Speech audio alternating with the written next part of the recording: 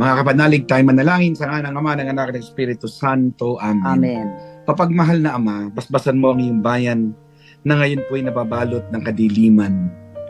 At tulungan mo kaming maunawaan namin ang iyong mga tinuturo sa aming sitwasyon, sa aming bansa. Pulutan mo kami na magkaroon ng lakas ng loob na harapin ito at yakapin ang aral na binibigay mo sa amin. Basbasan mo ang mga leader ng aming bansa. Basbasan mo rin ang mga prosecutors na ngayon ay naghahanda upang harapin ang hamon ng kasaysayan. Basbasan mo kaming lahat at ang bayan mo na napatuloy naghahangad ng katarungan. Ingatan mo kami. Huwag nawa kayong magkawatak-watak, bagkus magkaisa kami sa ngalan ng katotohanan at hustisya. Inihiling namin sa ngalan ni Kristo naming Panginoon. Amen.